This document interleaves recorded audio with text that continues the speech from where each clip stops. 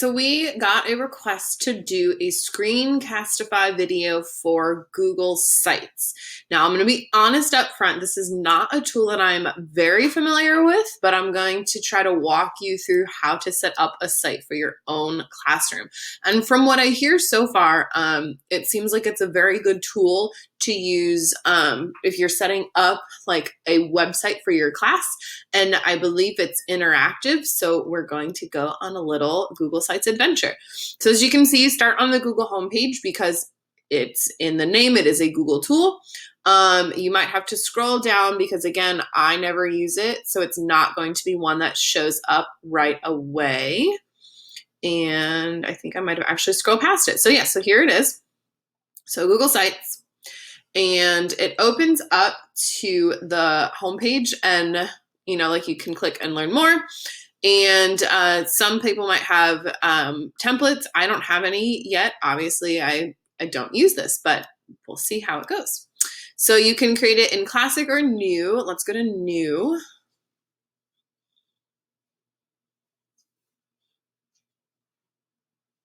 Let it load, insert, wait, music.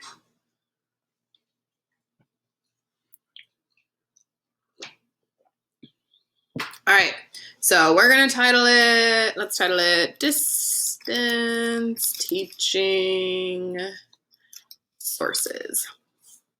I do like how Google, like, you know, things will pop up to help you. So this is the settings button. So we can visit that later and configure our site. So we got it. You can add images up here. You can enter a site name. So maybe just like distance teaching, because maybe I'm going to put my own school site in here. And then if you type in the site name here, it automatically will upload it to the title of the site itself. And so over here on the right-hand side, you can choose a layout. So let's say I want this kind of grid pattern. Because maybe I'm actually making this for my students. So maybe, you know, this particular column can be for like helpful websites. Oh my goodness gracious, it's early. I haven't finished my coffee yet. And then down here is where you could insert the helpful websites. For example, the YouTube channel that has all of these tutorials on it. You could make this links to experts and I don't know, suggestions. And then as you can see, you can adjust the heading, the font size, the typical ways that you would, you know, edit any kind of document. And then up here, it looks like you can insert from your Google Drive. You can insert images. You can add another text box. And so if I want to add a text box, it's going to pop up here. And you can move it around. So if you see this little button here on the left-hand side, if you click and drag, so let's say I want to add another text box underneath that, I can click and I can drag and move them around. You can add pages. So I'm going to hit the plus button. I'm going to make a new page and I'm going to title it maybe student resources. So these might be, I don't know, resources geared more towards students. And as you can see up here, it makes another tab, kind of like a blog, but it's from your Google account. Ooh, and they have themes. So you can pick, let's be Aristotle. Let's channel that. Okay, so you don't have to do a lot of formatting if you don't want to. You know, like if you want to spend some time putting up cool images, reach your students that way, you can. Otherwise, I personally like to just stick with what they have. And then you can add your pages here.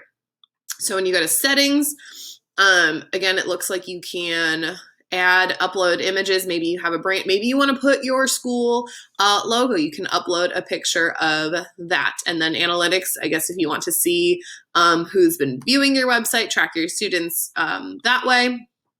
And then here you can share your Google site. So for example, if I wanted to make a Google site for my students, I could share it to their Google Classroom page. And if you, let's see, let's hide that. Yeah, so you might have to actually just copy the link if you're going to share it to your Google page. Otherwise, you can send this out as an email to your coworkers, invite them to it. They can edit it. Otherwise, you can publish it and anyone at your school email can find it, or anyone with, like, they can find the public version. They don't need a school email, or you can just have specific people can view it when published. So that might be the safest route to go if you are making it for your school. All right, so I've changed those settings. I'm not actually going to share it with anyone right now.